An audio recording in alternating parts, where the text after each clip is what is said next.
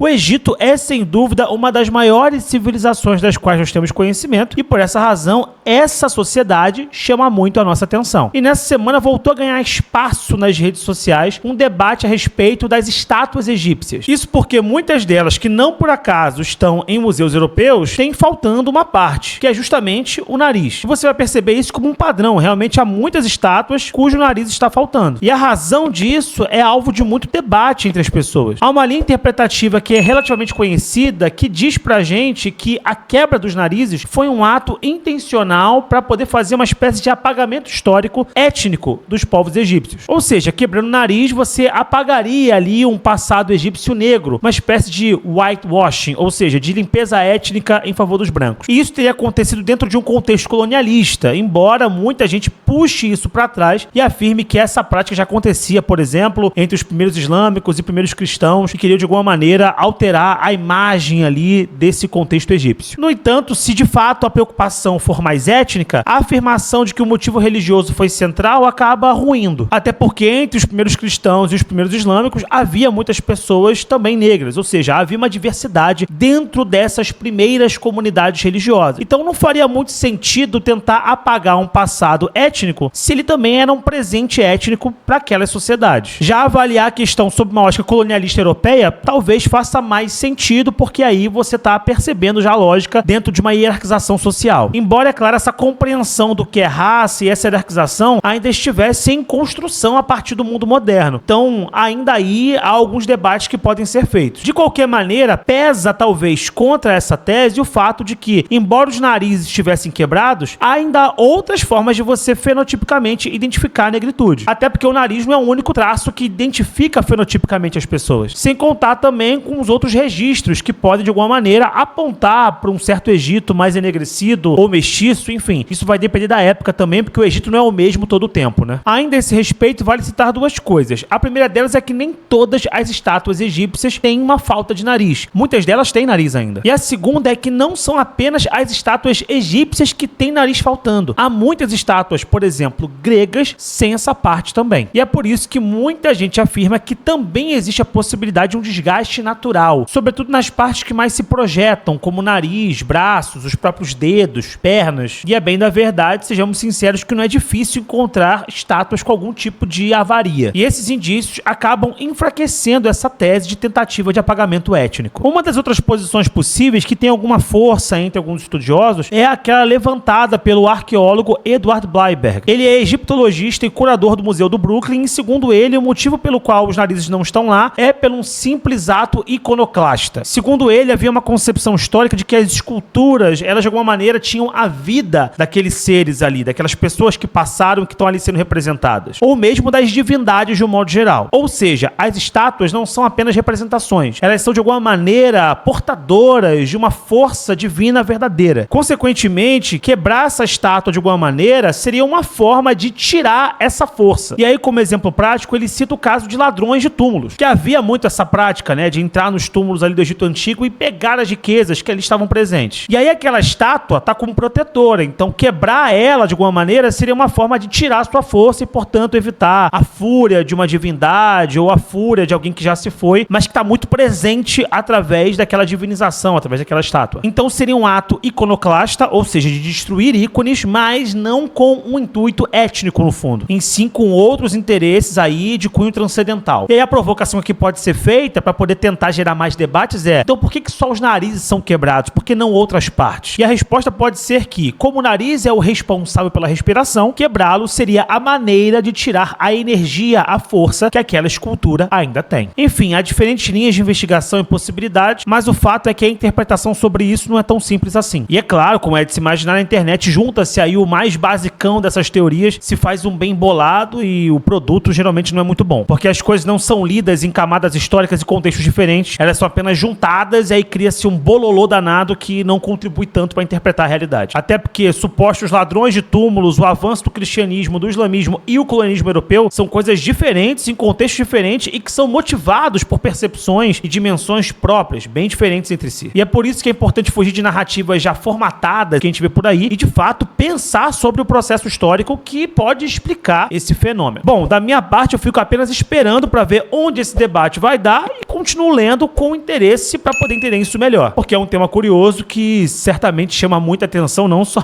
da minha parte, mas de muita gente. E se você já leu alguma coisa sobre isso, tem alguma fonte legal, comenta aqui e também fala o que você achou desse vídeo. É isso, a gente se vê numa próxima.